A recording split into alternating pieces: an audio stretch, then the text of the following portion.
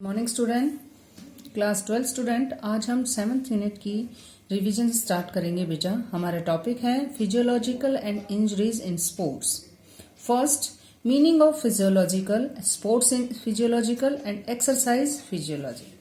First, क्या है physiological? Physiological is the science of how living things function normally.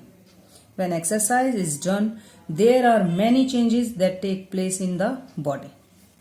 जब भी हम शरीर क्रिया विज्ञान एक ऐसी साइंस है बेटा जो ये स्टडी करता है जो लिविंग थिंग्स हैं जो नॉर्मल रूप से वर्क करती हैं। जब हम कोई एक्सरसाइज करते हैं, हमारे शरीर में कोई चेंजेस होते हैं, तो हम जानते हैं कि वो फिजिकल पुष्टि के कारक हैं। स्ट्रेंथ, एंडोरेंस, फ्लेक्सिबिलिटी, स्पीड, इनकी एक क्वालिटी है। क्लियर? और क्या है, एक्सरसाइज के बाद उनके दौरान हमारी बॉडी पर इफेक्ट पड़ता है। नेक्स्ट मैंने बताया आपको कि स्पोर्ट्स फिजियोलॉजी। स्पोर्ट्स फिजियोलॉजी क्या है कि एथलीट पर ट्रेनिंग की स्थिति में पड़ने वाले लॉन्ग टर्म या शॉर्ट टर्म इफेक्ट्स की स्टडी करता है। स्टडी के दौरान प्रॉपर उस एरिया में यानी फील्ड के अंदर ह्यूमन बॉडी के अंदर गहरा रिलेशन है उनके साथ। शरीर रचना विज्ञान यानी जो अनोटमी जिसे कहा जाता है बेटा, वहां एक बॉडी की क्या है संरचना के बारे में, वही हमें बॉडी के बारे में बताता है। नेक्स्ट है एक्सरसाइज फिजियोलॉजी। एक्सरसाइज फिजियोलॉजी में क्या है, किस चीज की स्टडी करता है? यह हमारी फिजिकल एक्सरसाइज करने पर हमारी बॉडी द्वारा लॉन्ग टर्म या शॉर्ट टर्म में किसी तरह से प्रतिक्रिया दी जाती है, यानी कोई जैसे रिएक्शन दिया जाता है, और किसी तरह से बॉडी में स्वयं को किए जा रहे एक्सरसाइज द्वारा डेली रूटीन में किस तरह से परिवर्तन या चेंजेस होते हैं। नेक्स्ट है इसके अंदर कि physiology factor determine components of physiological fitness. इसमें क्या है कि जैसे हम बेटा फर्स्ट एंडोरेंस का फिजियोलॉजिकल फैक्टर डिटरमाइन एंडोरेंस का हमारी बॉडी पर किस तरह से इफेक्ट पड़ता है। एंडोरेंस में जैसे क्या है, आप रनिंग करते हैं, एरोबिक एक्सरसाइज, स्विमिंग, और इससे क्या है हमारे कार्डियोवैस्कुलर, हमारे हार्ट से संबंधित किस तरह का उन पर इफेक्ट पड़ता है। जैसे एरोबिक कैपेसिटी, ऑक्सीजन को लेना, इनटेक करना, ऑक्सीजन ट्रांसपोर्ट, ऑक्सीजन अपटेक। और नेक्स्ट क्या है इसके अंदर पॉइंट बनेगा कि लैक्टिक एसिड टॉलरेंस, लैक्टिक थोरोसाइड। इसके अंदर क्या है बेटे कि हम जैसे muscles composition, economic movement, energy reverse. Next क्या है इसके अंदर कि फिजियोलॉजिकल फैक्टर डिटरमाइन स्ट्रेंथ। इसमें क्या है कि size of muscles, type of muscles, fibres, किस तरह से हमारी जैसे हार्ट और नर्वस सिस्टम की एक्टिविटी को स्लो ट्विच के बारे में मसल्स और फाइबर को सबसे अच्छा माना जाता है। साइज ऑफ मसल्स, और उन मसल्स की बहुत बड़ी हो जाती हैं, जैसे बॉडी वेट, हमारी बॉडी का वेट कितना है। नेक्स्ट है लिम्ब लेंथ। लिम्ब लेंथ के अंदर क्या है कि हमारे जो बॉडी की पार्ट्स की लेंथ के बारे में बताया जाता है, पॉइंट ऑफ टेंडनेस। और नेक्स्ट क्या है न्यूरो एफिशिएंसी और intensity of nerve impulses, length of muscles, age, gender, इन सब चीजों का मसल्स के ऊपर काफी इफेक्ट पड़ता है बेटा। नेक्स्ट है हमारा physiological factor determine speed. Speed का क्या है इसके अंदर कि हम किस तरह से जैसे हमारे mobility of the nervous system, कि हमारे माइंड के ऊपर हमारे मसल्स के बीच क्या किस तरह एक बहुत ही मोस्ट इंपॉर्टेंट जैसे कड़ी बोलते हैं ना बेटा, वो एक इनका रिलेशन है, जिसमें क्या हमारी जो बोन्स है, ये स्पाइनल कोड की जो ये बोन्स है, पीठ के जैसे माध्यम से माइंड तक एक मसल्स के बीच में एक सिग्नल भेजता है। ठीक है, और उस सिग्नल्स के द्वारा ही हम वर्क करते हैं। जैसे स्प्रिंटिंग के दौरान हमारी मसल्स को में बहुत ज्यादा एकदम स्पीड की और क्या है स्ट्रेचिंग और रिलैक्स करती है, जिससे हमारे क्या है हमारे जो वर्क करने की एफिशिएंसी क्या है उससे उसका हमें पता लगता है। इसमें सेकंड है कि हमारे कंपोजिशन ऑफ द मसल्स। ठीक है, एक्सप्लोसिव स्ट्रेंथ, किस तरह से हमारी एकदम से बहुत ज्यादा विस्फोटक स्ट्रेंथ हो जाती है, फ्लेक्सिबिलिटी होती है, बॉडी फैट कितना है, उसी तरह से तो हमारी स्पीड बन पाएगी ना बेटा। एनारोबिक कैपेसिटी और biomechanical reserve and the metabolism power, तो इस तरह से ये सब इसके कारक हैं। नेक्स्ट है हमारा फिजियोलॉजिकल फैक्टर डिटरमाइन फ्लेक्सिबिलिटी। इसके अंदर क्या है बेटा, जो मसल्स की स्ट्रेंथ उनके बारे में हमें बताया गया है कि एक्सरसाइज के दौरान हमारी बॉडी किस तरह से हमारी बॉडी फ्लेक्सिबल करती है, ज्वाइंट स्ट्रक्चर की इस तरह से हम एक्सरसाइज कर करके हम अपने ज्वाइंट्स को किस तरह से फ्लेक्सिबल कर सकते हैं। एज और जेंडर, इसका भी इफेक्ट पड़ता है फ्लेक्सिबिलिटी के दौरान। कनेक्टिविटी टिश्यूज का इफेक्ट पड़ता है। इंटरनल इन्वायरमेंट, हमारा इन्वायरमेंट कैसा है, इस तरह के से भी हमारे कि हम रात को प्रॉपर नींद ले पाते हैं नहीं ले पाते हैं, तो उस तरह से हमारी एक्सरसाइज पे किस तरह इफेक्ट पड़ता है। प्रिवेंशन इंजरीज, तो कोई पहले हमें हमारी बॉडी को कोई इंजरी हुई है या हमारे मसल्स में कोई प्रॉब्लम है, तो हम उस तरह से हम एक्सरसाइज कर पाएंगे या हम नहीं कर पाएंगे। ठीक है। नेक्स्ट है हमारा effect of exercise on cardio respiratory system, short term और लॉन्ग टर्म। ठीक है बेटा, इसमें क्या है कि हमारे हार्ट और नर्वस सिस्टम में जो सिस्टम है उसके अंदर क्या है कि उसके बॉडी के पार्ट्स में जैसे ब्लड और ऑक्सीजन क्या है सर्कुलेट होता है। इससे क्या हमारे हार्ट के अंदर जो वेसल्स हैं और नर्वस सिस्टम के साथ साथ ऑक्सीजन पहुंचाने और बॉडी के सभी टिश्यूज के से कार्बन डाइऑक्साइड को हटाने का काम करता है, उनको बाहर निकालने का काम करता है। तो इस तरह से क्या है ये लॉन्ग टर्म शॉर्ट टर्म होती है। फर्स्ट क्या है, इंक्रीज द हार्ट रेट, हमारी हार्ट रेट को अच्छा अगर प्रॉपर तरीके से वर्क किया है, धीरे धीरे हम वर्क को बढ़ा रहे हैं तो हमारी हार्ट रेट अच्छी हो जाएगी। और नेक्स्ट क्या है, increase in stroke volume, stroke volume भी बढ़ती है। नेक्स्ट है हमारा रेस्पिरेटरी रेट इंक्रीज, हमारा रेस्पिरेटरी रेट सांस लेने में हमें कोई दिक्कत ना होना, इस तरह से वो भी बढ़ेगी। नेक्स्ट है amount of air inhale and exit increases. ठीक है, सांस लेने और छोड़ने में भी उसकी क्वांटिटी बढ़ जाती है। इंक्रीज इन कार्डियो आउटपुट, उसमें भी इंप्रूवमेंट होती है। नेक्स्ट है हमारा कि blood vessels expanded in the skin surfaces. Next increase in vital capacity, हमारी विटाल कैपेसिटी के अंदर भी ग्रोथ होती है। इंक्रीज इन ब्लड प्रेशर, उसमें भी हमारा इफेक्ट पड़ता है। इसके अंदर है लॉन्ग टर्म। नेक्स्ट हमारा लॉन्ग टर्म में क्या है, इंक्रीज इन हार्ट साइज, हमारे हार्ट का साइज भी बढ़ जाता है एक्सरसाइज करने के दौरान। ठीक है बेटा, अगर हम धीरे धीरे एक्सरसाइज करते हैं तो वो अच्छी क्वालिटी का भी होता है और हमारा हार्ट का जो साइज है वो बढ़ जाता है। नेक्स्ट है हम इसके अंदर point, decrease the resting heart rate, relax की स्थिति में हार्ट की स्पीड कम होना, समझे। नेक्स्ट है हमारा increase in stroke volume at rest, improve blood circulation, decrease in blood pressure, effect in the factors respiratory system.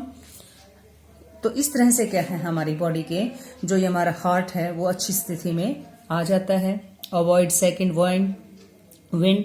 Next है हमारा increase the title volume, decrease in rate respiratory system in long term, blood volume increase, factor recovery rate.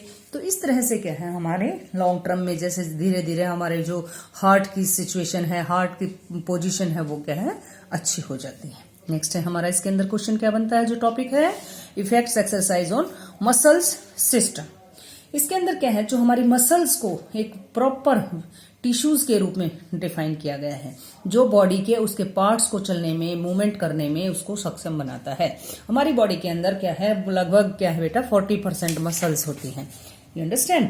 इसके अंदर क्या है, effects of exercise, इसके क्या importance है, exercise के दौरान हमारी मसल्स पर क्या इफेक्ट पड़ता है। ठीक है, तो इससे क्या है कि मसल्स की साइज में चेंजेस होते हैं, मसल्स की स्ट्रेंथ बढ़ती है, इसमें कोऑर्डिनेशन बढ़ता है और ऑक्सीजन ज्यादा लेती हैं हमारी मसल्स, फिर इंक्रीज द ब्लड सप्लाई अच्छा होता है, मेंटेन द करेक्ट पोस्चर बनता है हमारी बॉडी, ये मसल्स की यानी पोस्चर ठीक होता है हमारी बॉडी का, हमारे जो बोन्स का। और क्या है, increase the muscle tone, increase the number of capillaries, improvement in the flexibility, endurance power बढ़ती है, डिजीज बहुत ज्यादा कम हो जाती हैं और क्या है खत्म भी हो जाती हैं बेटा अगर धीरे धीरे आप एक्सरसाइज करेंगे तो। डिलेज फैटिग, और क्या है आप देर से थकते हैं जो आप जल्दी जल्दी थक जाते हैं ना, वो इसीलिए होता है कि आप एक्सरसाइज नहीं करते। क्लियर? इसके अंदर क्या है नेक्स्ट टॉपिक हमारा, स्पोर्ट्स इंजरी। स्पोर्ट्स इंजरी के अंदर क्या है कि स्पोर्ट्स इंजरी के में कि आप soft tissue injuries and sports injuries और सॉफ्ट इंजरीज, हार्ड और हार्ड इंजरीज। इसके अंदर क्या है बेटे कि किस तरह से हमारे बोन्स के अंदर हम डायरेक्ट इंजरी होती है, इनडायरेक्ट इंजरी होती है, हमारे लिगामेंट्स टूट जाते हैं इनडायरेक्ट के अंदर। और डायरेक्ट इंजरी के अंदर क्या है कि हम किसी चीज से टकरा कर क्या हमें वो चोट लग जाती है, जैसे कोई खरोंच आना या जॉइंट्स में लिगामेंट्स में डैमेज होना और डिसलोकेशन होना। तो इस तरह से ये प्रॉब्लम्स होती हैं। और ओवरयूज जिसकी वजह से क्या है गलत टेक्निक की तरीके से भी हम प्रॉब्लम में आ सकते हैं।